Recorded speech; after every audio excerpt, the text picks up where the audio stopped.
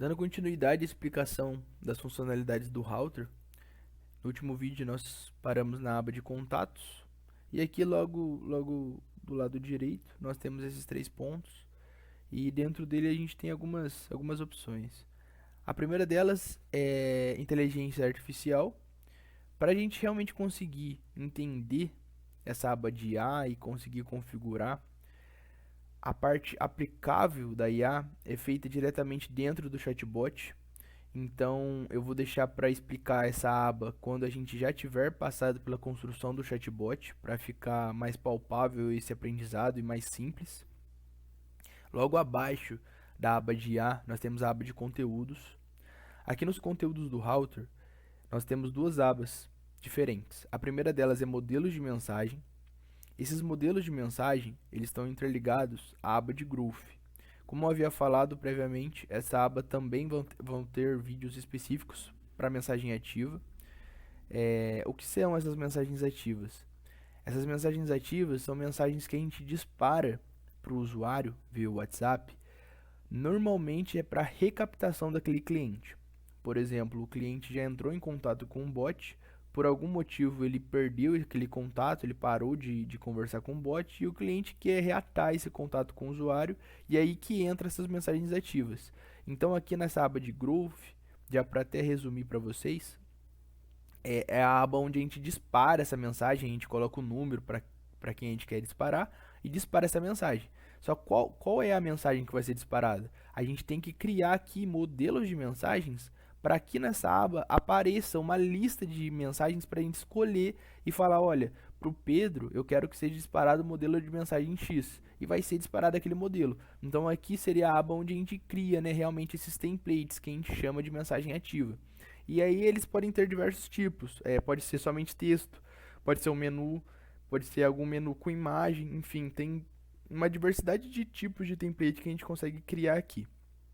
Logo abaixo da aba de modelos de mensagem, nós temos a aba de recursos. Dentro dessa aba de recursos, qual é a finalidade, né? Qual a função dela? Aqui normalmente a gente utiliza essa aba para criar variáveis ou funções globais. Por exemplo, quando nós temos integrações com a API, nós sabemos que a URL base da API ela é fixa. Para que a gente não precise ficar repetindo essa URL base, aqui é uma maneira da gente criar, né, ela de uma maneira global e acessar em diversos bots diferentes. Aqui é bem simples a criação, quando a gente clica aqui em adicionar novo, por exemplo, aqui se a gente estivesse pensando numa URL base request. Esse daqui vai ser o meu nome. Aqui a gente trabalha com chave e valor e o type também do conteúdo. Aqui nós temos diversos tipos, mas dá para vocês verem que a gente só utiliza texto, é o normal que a gente mais utiliza mesmo.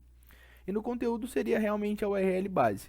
Quando a gente for, né, passar pela construção do bot, em alguns pontos específicos, a gente utiliza algumas variáveis que a gente criou aqui de maneira global e eu vou estar ensinando como vocês conseguem acessar essas chaves dentro do bot para realmente a gente conseguir consumir o conteúdo que está cadastrado dentro dela.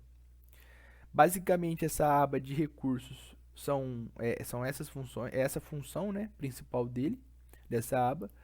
Vocês vão notar que a gente vai chamar essa aba com a tradução em inglês, a gente vai chamar ela de resource. É o mais comum de você ver até dentro do bot a palavra reservada para realmente a gente conseguir acessar essas chaves é resource. Então, sempre quando vocês verem resource dentro do chatbot, é algo correlacionado aos recursos do router, só para já contextualizar vocês.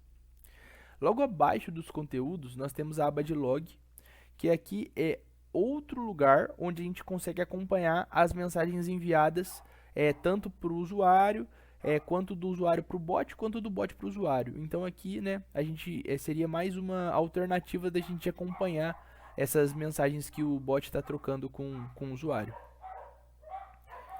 Logo abaixo da aba de log, nós temos a aba de extensões. Essa aba de extensões, a Blip, ela tem uma biblioteca que tem diversas extensões para serem utilizadas.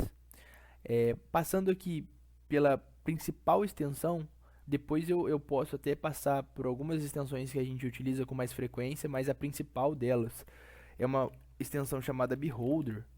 E essa extensão é nosso debugger. E aqui essa extensão que é responsável pelos nossos testes, que a gente consegue realmente testar o nosso bot e acompanhar esses testes de uma maneira mais assertiva. Aqui ele deixa até, né, umas previews dessa extensão. Se vocês, aqui logo de cara pode ser que fique um pouco confuso, mas resumidamente aqui, esse número randômico seria o identificador do usuário. Como aqui está acusando o ícone de blip chat, né? Esse daqui foi uma conversa que foi ativa pelo canal do blip chat. Quando for o WhatsApp, esse ícone aqui obviamente vai ser o WhatsApp. E ao invés de ser um ID randômico, vai ser realmente o número do WhatsApp daquela pessoa. E quando a gente começa a conversar, dá para notar que a gente enxerga todos os blocos que a gente está passando dentro do chatbot, então fica mais fácil da gente acompanhar qual que foi o caminho traçado pelo usuário. Aqui, logo ao lado, ele demonstra essa tela para a gente abrir realmente ela, é quando a gente clica em algum desses blocos. Então, quando a gente clica no bloco, ele já vai demonstrar para a gente todos os scripts, todas as variáveis, as requisições que aquele bloco tem por detrás dele para a gente acompanhar, para ver se aconteceu algum erro. Se aconteceu, aqui a blip retorna para a gente qual erro que aconteceu. Então, essa é uma maneira da gente acompanhar para entender o que houve. E aqui no caso seria a aba de usuários. Como eu falei, a gente tem esse identificador aqui. Quando a gente clica nele, a gente vai abrir, né, esse pop-upzinho. E aqui tem algumas informações do contato, que ao decorrer da conversa a gente vai salvando, né, o nome, o telefone, o CPF, por exemplo. E aqui nós temos as variáveis de contexto, que conforme o usuário vai conversando, ele vai passando por etapas onde vão ser criadas algumas variáveis. E é aqui que a gente consegue acompanhar se a variável foi criada de maneira correta, se o valor dela está certo, enfim. Essa é a principal extensão que a gente utiliza hoje, voltada para teste. Mas quando a gente realmente, né, criar o chatbot e for testar, eu vou repassar aqui certinho e passar a fundo nessa extensão para vocês entenderem de uma maneira mais clara. Eu vou estar entrando no router aqui novamente. E assim que a gente vai criando, né, as extensões, a gente vai baixando as extensões, elas vão aparecendo sempre aqui no canto inferior, né, desses 3 pontos. Então, obviamente aqui apareceu o Beholder porque foi a primeira extensão, e vai ser assim sucessivamente conforme a gente for baixando as extensões. Aqui no canto direito aqui, nós temos algumas opções. Essas opções vocês vão ver que vão aparecer tanto nos routers quanto nos bots. A primeira opção aqui no canto direito seria a opção para a gente testar o chatbot. Aqui é onde a gente chama o chatbot, consegue conversar com ele para ver, né, como que está sendo essa conversa, se ele está respondendo de acordo. Aqui logo ao lado nós temos essa aba de equipe. Essa aba de equipe é importante a gente passar pelo simples fato de que quando a gente cadastra um e-mail, lá na tela home, como eu já havia falado, quando a gente dá acesso para um e-mail no painel de contrato, a pessoa, aquele e-mail em específico, vai ter visibilidade no nosso contrato aqui. Então o nosso contrato vai aparecer para ele clicar. Só que quando ele clica no nosso contrato, ele vai cair na home. E para ele conseguir navegar no router, igual a gente está navegando aqui nas opções para visualizar tudo, ou até mesmo no chatbot, a gente precisa, além de cadastrar ele no painel de contrato, vir nesse router ou ir no chatbots que ele quer ter acesso e adicionar aqui nessa aba de equipes ele como membro. Vocês vão notar que aqui a gente está num router, mas em um bot também vai ficar aqui no canto superior direito esse ícone de equipe. E quando você clica, aqui é bem simples, a gente só adiciona um e-mail mesmo, coloca a permissão que a gente quer dar aquele e-mail e salva. Aí aquela pessoa realmente vai ter visibilidade do contrato e também conseguir navegar entre os bots.